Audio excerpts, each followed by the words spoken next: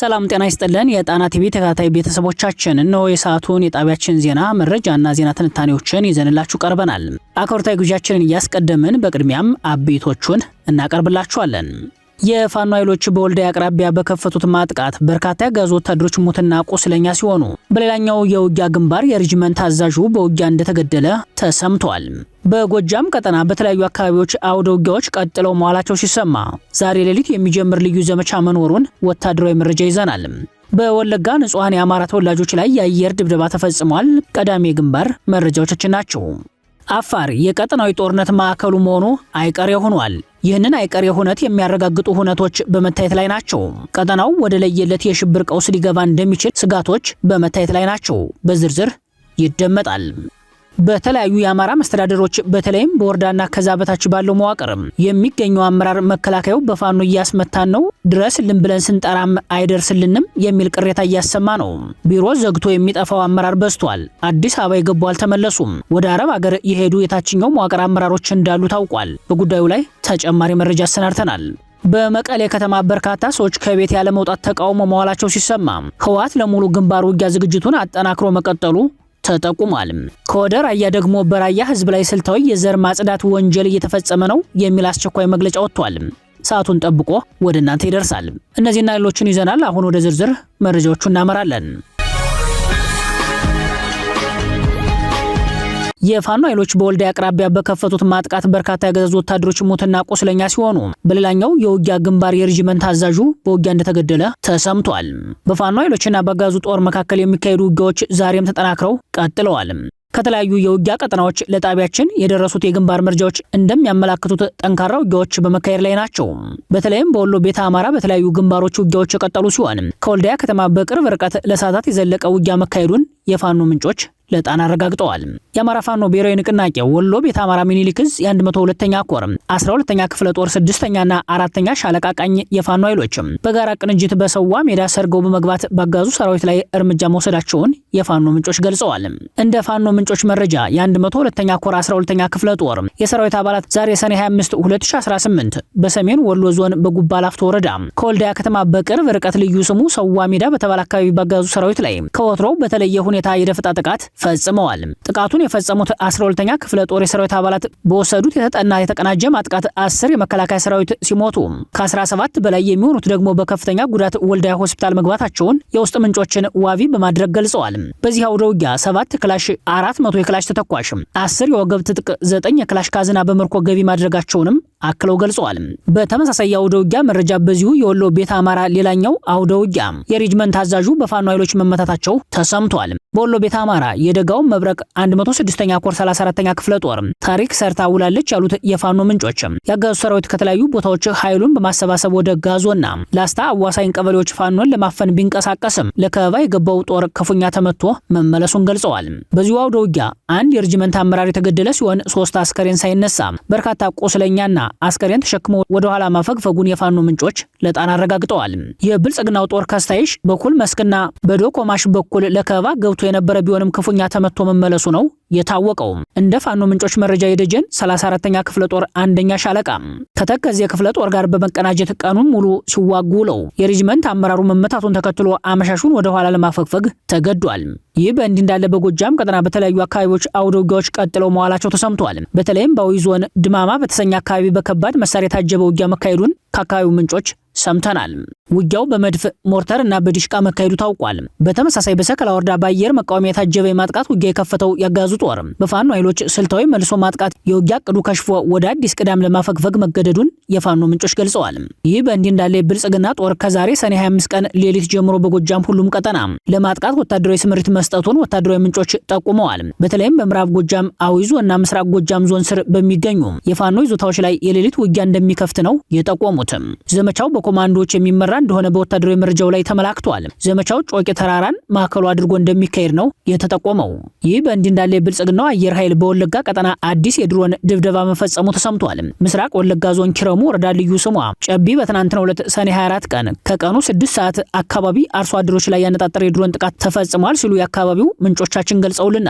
ዋና ማዝዣ ጣቢያውን ኡኬ ከተማ ያደረገው የብልጽግና አየር ኃይል በፈጸመው የድሮን ድብደባ በንጹሃን ላይ ጉዳት ደርሷል ያሉት የአካባቢው ምንጮች የድሮን ድብደባው ቀጣይነት ሊኖረው እንደሚችል እንደሚችል ስጋታቸውን ጠቁመዋል። አክለውም በአካባቢው የሚኖሩ የአማራ ተወላጆች ከቀጣይ የድሮን ጥቃት ራሳቸውን እንዲጠብቁ የደህንነት ጥንቃቄ መልእክታቸውን አድርሰዋል።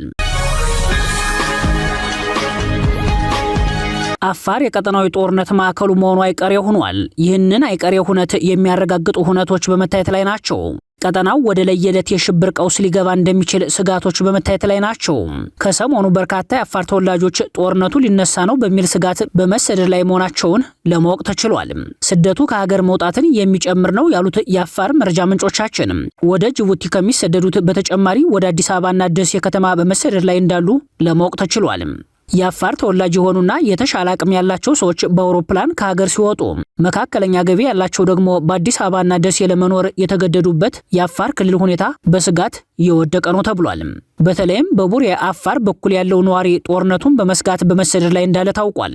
በርካቶች በእግራቸው ወደ ጅቡቲ በመሰደድ ላይ መሆናቸውም ታውቋል። የክልሉ ፖሊስና ልዩ ኃይል ውስጥ የሚኮበልሉት ደግሞ ወደ ኤርትራ በመሻገር ላይ መሆናቸው ተጠቁሟል። በአፋር ኡጉጉሞ የተሰኘው የታጠቀ ቡድን ራሱን በወታደራዊ አቅም እያሳደገ መምጣቱን ተሰምቷል። ቡድኑን የሚቀላቀሉት ወጣቶች በመዋቅሩ ውስጥ የነበሩ መሆናቸውም ተረጋግጧል። ቀጠናው ወደ ለየለት የሽብር ቀውስ ሊገባ ይችላል የሚሉት የአፋር ተቆርቋሪ ምሁራን የአፋር መሬት ላይ ወታደራዊ ስልጠና የሚወስዱ ኃይሎች መበራከታቸው ቀይ ባህርን የኢትዮጵያ አካል እናደርጋለን በማለት የአፋር ፖሊስና የአፋር ጸጥታ ኃይሎች እንዲሁም የአፋር ሕዝብ ያልተገባ የመስዋዕትነት እንዲከፍሉ ለማድረግ እየተሰራ መሆኑን አንስተዋል። አፋር ክልል ባለው መልክዓ ምድራዊ አቀማመጥ አገዛዙ ለድንበር ተሻጋሪ ጦርነት በማዕከልነት እንዳጨው የሚናገሩት የአፋር ተቆርቋሪ ምሁራን የአፋር ሕዝብ ህልውና አደጋ ውስጥ ነው ብለዋል። የአፋር ተወላጆችና የአፋር ወዳጆች በሙሉ ከኤርትራ ጋር ጦርነት ለማድረግ የሚደረገውን ዝግጅት ሊቃወሙት እንደሚገባም አስተያየታቸውን ሰጥተዋል። ለጉዳዩ ቅርበት ያላቸው የመረጃ ምንጮች በበኩላቸው በአሁኑ ሰዓት በአፋር ከ3 በላይ ታጠቁ ኃይሎች እንደሚገኙ አስረድተዋል። ሁለቱ የኤርትራ ተቃዋሚ ኃይሎች ሲሆኑ አንደኛው ደግሞ በነ ብርጋዴር ጀነራል በየነ ገብረ እግዚአብሔር የሚመራው ህወሓትን በትጥቅ ለመታገል የወጣው ታጣቂ ኃይል እንደሆነ ጠቁመዋል። በተለይም በኤርትራ የጸረ ስርዓት ትግል የሚያደርገው የቀይ ባህር አፋር ዲሞክራሲያዊ ድርጅት አፋርን ለፖለቲካና ወታደራዊ እንቅስቃሴ ማዕከልነት በመጠቀም ላይ መሆኑ የአካባቢውን ውጥረት ጨምሮታል። በተጨማሪም የብልጽግና ሰራዊት ለድንበር ተሻጋሪ ጦርነት ዝግጅት በሚመስል መልኩ ረጅም ርቀት ተወንጫፊ ሚሳኤልና ሮኬቶችን፣ ሌሎች ከባድ የጦር መሳሪያዎችን ጨምሮ በርከት ያለ ሰራዊቱን አስፍሯል። ይህም አፋርን የውጥረት ማዕከል እንዳደረገው ታዛቢዎች ይናገራሉ። ለአፍሪካ ቀንድ ሰላምና መረጋጋት ትልቅ ዋጋ ያለውን የአፋር ህዝብ በኢትዮጵያ ጅቡቲና ኤርትራ ተሰራጭቶ እንደሚኖር ይታወቃል። አፋር ላይ የሚነሳ ግጭት ቀጠናዊ ግጭቱን የማቀጣጠል እድል አለው የሚሉት አስተያየት ሰጪዎች የአፋር ሁኔታ እጅግ አሳሳቢ ነው ብለዋል። ይህንን ተከትሎ አፋር በባህላዊ መሪው ወይንም ሱልጣኔቱ በኩል ጉዳዩን ሊቃወመው እንደሚገባ ተጠቁሟል። በተለይም በኃይልና በግጭት ፍላጎትን ለማሳካት የሚደረግ እንቅስቃሴ ቀጠናውን ወደ ለየለት የሽብር ቀውስ የሚያስገባው ከመሆኑም በላይ በሁሉም አቅጣጫ ህልውናው አደጋ ውስጥ የሚገባው የአፋር ህዝብ ይህንን ድንበር ተሻጋሪ የጦርነት ፍላጎት የማስቆም ኃላፊነት እንዳለበት በመነገር ላይ ነው። የባለስልጣናቱ መኮብለልና የድረሱልኝ ጥሪ ጨምሯል ተባለ። የብልጽግና አገዛዝ የጥፋት ፕሮጀክት በግልጽ የሚታይ ሆኗል። በአማራ ህዝብ ላይ የሚፈጸመው መልከ ብዙ ዘር ማጥፋት 10ሩንም ዓለም አቀፍ የዘር ጭፍጨፋ ደረጃ መስፈርቶችን ያሟላ ስለመሆኑ ገሃድ ወጥቷል። የፕሮጀክቱ ተሳታፊ የባዲን ባለስልጣናት አለቃቸው አብይ አህመድን ማዳን የማይችሉበት ደረጃ ላይ ስለ መድረሳቸው ምልክቶች በመታየት ላይ ናቸው። በሩዋንዳ እልቂት የሁቲ ኢንተርሃይሞይን በማገዝ የዘር ፍጅት የፈጸመውን አነፍላሲዮን ጋቡጋ በመጨረሻም በጦር ወንጀለኝነት እጅ ከፍንጅ ተይዘው በዓለም አቀፍ የፍርድ አደባባይ እንደቆሙት ሁሉ የብልጽግናው ባለስልጣናት ፍጻሜም ይህ እንደሚሆን አይቀሬ ነው የሚሉት የፖለቲካ ታዛቢዎች በአሁኑ ሰዓት የመዋቅሩን መፈራረስና የባለስልጣናትን ኩብለላ ማሳያ አድርገው ያቀርባሉ። በወዲድ ብልጽግና በኩል አማራን በአማራ ማጋደል የተባለውን አገዛዛዊ ብሂል ወንበር ጠባቂው መከላከያ ሰራዊት በቀጥታ በመፈጸም ላይ ስለመሆኑ እዛው ጦር ሜዳ ላይ አብረው የሚንከራተቱት የባዲን ባለስልጣናት በመመስከር ላይ ናቸው። ባለስልጣናቱ መከላከያ ሆን ብሎ እያስመታን ነው ሲሉ ተደምጠዋል። ስማቸው እንዲጠቀስ ያልፈለጉ አንድ የወረዳ ባለስልጣን ለመረጃ ምንጩ እንደገለጹት መከላከያ በባዲን ከተደራጁ የምንሻና አድማ ብተና ኃይሎች ጋር ከመተባበር በተቃራኒው ከፋኖ ጋር በሚደረገው ውጊያ ቀዳሚ የጥይት ማብረጃ አድርጓቸዋል። የምንሻና አድማ ብተና አዛዦች ውጊያው ሲከብዳቸውና ተጨማሪ ኃይል በፈለጉ ጊዜ ለመከላከያ አዛዦች ድጋፍ ጥያቄ ሲያቀርቡ የሚሰጣቸው ምላሽ እርስ በርስ ለሚገዳደል አማራ እኛ ምን አገባን የሚል ሆኗል። በዚህ የተበሳጩት የባዲን ካድሬዎችና ታጣቂዎች መከላከያ ሆን ብሎ እያስመታን በዚያን ቆይም ብለዋል። መከላከያ በቀጥታ ከላይ የሚወርድለትን መመሪያ የሚፈጽም መሆኑን የተረዱት የባዲን ባለስልጣናት የምንሻ የፖሊስና የአድማ ብተና ኃይላቸውን ይዘው ወደ ፋኖ ለመቀላቀል በዚያም መልክ ህይወታቸውን ከሞት ለማትረፍና ታሪካቸውን ለማደስ ፍላጎት ያላቸው ቁጥራቸው እየበዛ ነው። መከላከያን ጠርተውት ሳይደርስላቸው እንደቀረ የሚገልጹት ባለስልጣናቱ ተከታዩን ማሳያ በመጥቀስ ነው። በጎጃም በነበረው ውጊያ በምንሻና በአድማ ብተና አባላት በፖሊስ አዛዥ እና በአድማ ብተና አዛዦች ላይ ከፍተኛ ሰብአዊ ኪሳራ የደረሰ ሲሆን በደብረ ኤልያስ ደንበጫና አዴት ቀጠና ብቻ ቢያንስ ከ84 በላይ የፖሊስና የአድማ ብተና አባላት የውጊያ እልቂት የተፈጸመው መከላከያ ድረስልን ስንለው ፈጥኖ ባለመድረሱና እምቢ በማለቱ ነው ይላሉ። በጉዳዩ ላይ የመከላከያ አዛዡን ሲጠይቁ ከላይ አልታዘዝንም በሚል እንደተሳለቁባቸው ይገልጻሉ። ይህም እርስ በርስ ለሚተላለቀው አማራ እኛ ምን አገባን አይነት ምላሽ ሆኖ ታይቷል። በዚህ የተበሳጩት የባዲን ባለስልጣናት ከዚህ በኋላ መከላከያን አምኖ የሚዋጋ የለም ወደሚል ውሳኔ በመሻገር ላይ ናቸው። በተለያዩ የአማራ መስተዳደሮች በተለይም በወረዳና ከዛ በታች ባለው መዋቅር ቢሮ ዘግቶ የሚጠፋው አመራር በዝቷል። አዲስ አበባ የገቡ አልተመለሱም። ወደ አረብ ሀገር የሄዱ የታችኛው መዋቅር አመራሮች እንዳሉ ታውቋል። እኛም መውጫ ቀዳዳ ካገኘን የምናደርገው ይህንኑ ነው የሚሉ ለኩብለላ ሻንጣቸውን ያዘጋጁ ብዙዎች ናቸው። በመቀሌ ከተማ በርካታ ሰዎች ከቤት ያለ መውጣት ተቃውሞ መዋላቸው ሲሰማ ህወሓት ለሙሉ ግንባር ውጊያ ዝግጅቱን አጠናክሮ መቀጠሉ ተጠቆመ። በዛሬው ዕለት ሰኔ 25 ቀን ከወደ መቀሌ የወጡ መረጃዎች እንደሚያሳዩት የመቀሌ ጎዳናዎች በአመዛኙ የአድማ መልክ ታይቶባቸዋል። እንደ መረጃ ምንጮች ከሆነ ቁጥራቸው ቀላል የማይባል ሰዎች ከቤት አንወጣም በሚል የአድማ ይዘት ያለው ድርጊት ፈጽመዋል። ምንጮቹ እንደሚሉት ተቃውሞው ህወሓት ለዳግም ጦርነት ልጆቻችንን እያፈሰ ነው፣ በጥቂት ግለሰቦች አንመራም፣ ጦርነት በቃን የሚል ነው። ሌሎች የወታደራዊ መረጃ ምንጮች በበኩላቸው በሚቀጥሉ ቀናት ውስጥ ህወሓት ወደ ሙሉ ግንባር ውጊያ ሊገባ ይችላል፣ ዝግጅቶች በፍጥነት እያለቁ ነው የሚሉት የመረጃው ምንጮች ውጊያው ቢያንስ በ5 ግንባር ሊከፈት እንደሚችል ከነዚህ ውስጥ የአፋር ራያ፣ ጠለምትና ወልቃይት እንዲሁም በሱዳን ወደ ሁመራ አቅጣጫና በቤንሻንጉል ጉምዝ በኩል ከሱዳን በመነሳት ሙሉ የማጥቃት ውጊያ ሊከፍት እንደሚችል ነው የጠቆሙትም። ይህንን የውጊያ ዝግጁነት ተከትሎ በአጭር ቀናት ውስጥ ለሚጀምረው ውጊያ ህወሓት በሁሉም የትግራይ ወረዳዎች ደረቅ ሬሽን እንዲዘጋጅ ያዘዘው ትዕዛዝ በመፈጸም ላይ መሆኑን የመረጃ ምንጮች ጠቁመዋል። ሬሽኖቹ በወታደራዊ ተሽከርካሪዎች ከየአካባቢው እየተሰበሰቡ በአቅራቢያ ያለ ካምፕ እንዲገቡ በመደረግ ላይ መሆኑን አክለዋል። ይህ በእንዲህ እንዳለ ራሱን ስበር ራያ ራዩማ ኢትዮጵያ ብሎ የሚጠራው የሲቪክ ማህበር በራያ ሁኔታ ላይ ባወጣው አስቸኳይ የአቋም መግለጫ ላይ በራያ ህዝብ ላይ ስልታዊ የዘር ማጽዳት ወንጀል እየተፈጸመ መሆኑን ገልጿል። ማህበሩ በመግለጫው በራያ ህዝቡ በማንነቱ ምክንያት በህወሓት ኃይሎች ለግድያ፣ ለእስር፣ ለማፈናቀልና ለሌሎች የሰብአዊ መብት ጥሰቶች እየተጋለጠ መሆኑን ገልጿል። ይህንንም ድርጊት ስልታዊ የዘር ማጽዳት ሲል ገልጾ በዓለም አቀፍ ህግ መሰረት ሊመረመር የሚገባ ከባድ ወንጀል መሆኑን ጠቅሷል። በተጨማሪም የራያ ወጣቶች በግዳጅ ለውትድርና እየተመለመሉ መሆኑን ይህም የህዝቡ ቀጣይ ትውልድ የሚያዳክም እርምጃ መሆኑን ማህበሩ አስታውቋል። በተመሳሳይ ሁኔታ የግብርና መሬቶች መነጠቃቸውን፣ የኢኮኖሚ መሰረቶች መፍረሳቸውንና ህዝቡ ለረሃብና ለስደት እየተዳረገ መሆኑን ገልጿል። ከዚህ በተጨማሪ የራያ ህዝብ ታሪክ፣ ባህልና ማንነት እየተዳከመ መሆኑን በመግለጫው ላይ አንስቶ የአካባቢው ማህበራዊ መዋቅር በኃይል እየተቀየረ ነው ሲል አመላክቷል። ማህበሩ ለኢትዮጵያ ሰብአዊ መብት ኮሚሽን እና ሌሎች ተዛማጅ ተቋማት ባቀረበው ጥሪ ወደ አካባቢው በመሄድ ነፃና ገለልተኛ ምርመራ እንዲያካሂዱ ጠይቋል። እንዲሁም ከቀያቸው የተፈናቀሉ ነዋሪዎች በደህንነት ወደ መኖሪያቸው እንዲመለሱ፣ የደረሰባቸውን ጉዳት እንዲካስ የሚያስችሉ እርምጃዎች እንዲወሰዱ አሳስቧል። በመጨረሻ ማህበሩ የራያ ህዝብ መብቱና ደህንነቱን ለማስከበር የሚያደርገውን ህጋዊ እንደሚደግፍ ገልጾ ሁሉም ተዛማጅ አካላት ጉዳዩን በአስቸኳይ ትኩረት እንዲይዙ ጠይቋል። ይህ ራሱን ስበር ራያ ራዩማ ኢትዮጵያ ብሎ የሚጠራው የሲቪክ ማህበር በራያ ሁኔታ ላይ ያወጣው አስቸኳይ የአቋም መግለጫ መሬት ላይ ያሉ የህዝቡን ስቃይና እውነታዎችን ያገናዘበ ቢሆንም ማህበሩ የራያ ማንነትን የማይቀበል ራያ የራሱ ማንነት አለው ብሎ የሚከራከር እንደሆነ ይታወቃል። የራያ አማራ በአሁኑ ሰዓት በብልጽግናው አገዛዝ ክህደት የተፈጸመበት በህወሓት ኃይሎች ዳግም ለወረራ የተዳረገ መሆኑ ይታወቃል። የቅዱስ ላሊበላ ገዳም አስቸኳይ መግለጫ ወጣ።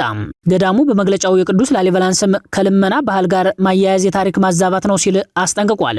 የቅዱስ ላሊበላ ገዳም ዓለም አቀፍ ቅርስ አስተዳደር ጽሕፈት ቤት ባወጣው መግለጫ በቅርቡ በአንዳንድ ማህበራዊ ሚዲያዎች በይዘት ፈጣሪዎች ዘንድ የቅዱስ ላሊበላን ስም ከልመና ባህል ጋር በማያያዝ የሚቀርቡ አገላለጾች የታሪክ ማዛባትን እንደሚያበረታቱና የማህበረሰቡን ክብር እንደሚነኩ በአስቸኳይ መግለጫው ገልጿል። ጽሕፈት ቤቱ እንዳስታወቀው አንዳንድ አካላት ለጊዜያዊ ጥቅምና በማህበራዊ ሚዲያ ተመልካች ቁጥር ለማሳደግ በሚል ዓላማ የዓለም አቀፍ ታሪካዊ ክብር ያለውን የጻድቁና የንጉሱን ቅዱስ ላሊበላ ስም ከማይገባው አውድ ጋር በማያያዝ የታሪክ ስህተት እየፈጠሩ መሆናቸውን በስጋት መከታተሉን ገልጿል። በመግለጫው በተለይ በልመና ባህል ውስጥ የሚታወቁ አንዳንድ የህብረተሰብ ክፍሎችን የላሊበላ በሚል ስያሜ መጥራት እጅግ አሳፋሪ፣ ታሪክን የሚያዛባና የማህበረሰብን ማንነት የሚያደበዝዝ ተግባር መሆኑን ጠቅሷል። ይህ አገላለጽ ከታሪካዊ እውነታ ጋር የማይጣጣም መሆኑንም ገዳሙ በመግለጫው አስረድቷል። ጽሕፈት ቤቱ እንደገለጸው እነዚህ የልመና ባህል ውስጥ የሚገኙ አካላትም ቅዱስ ላሊበላ ከተማም ሆነ ከዙሪያው አካባቢዎች ጋር በታሪክም ሆነ በጂኦግራፊያዊ አቀማመጥ ምንም አይነት ግንኙነት የላቸውም። በመሆኑም እነሱም በታላቁ ንጉስ ስም መጥራት የታሪክና ማንነት መደበላለቅን የሚፈጥር ስህተት ነው ብሏል።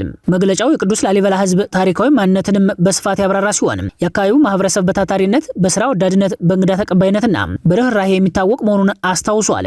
የላስታ ላሊበላ ህዝብ ልመናን እንደ መተዳደሪያ እንደማይቀበል በራሱ ጥረትና ላም መኖርን እንደ ክብር የሚቆጥር ማህበረሰብ መሆኑንም ገልጿል። በተመሳሳይ ከተለያዩ የሀገሪቱ ክፍሎች የሚመጡ አቅመ ደካሞችና ችግረኞችን የላሊበላ ማህበረሰብ በሰብአዊነትና በርህራሄ እንደሚያስተናግድ እንጂ ማግለልና መድሎ እንደማይፈጽም አስረድቷል። ይህንን ሰብአዊ ባህል በማዛባት የአካባቢውን ማንነት ከልመና ጋር ማያያዝ ተገቢ እንዳልሆነም ገልጿል። ገዳሙ በመግለጫው በማወቅም ሆነ ባለማወቅ የቅዱስ ላሊበላን ስም በተሳሳተ መልኩ የተጠቀሙ ግለሰቦችና አካላት በአደባባይ ስህተታቸውን አምነው በመቀበል በማህበራዊ ሚዲያም ሆነ በሌሎች የመገናኛ ብዙሃን አማካኝነት ይፋዊ ይቅርታ እንዲጠይቁ ጥሪ አቅርቧል።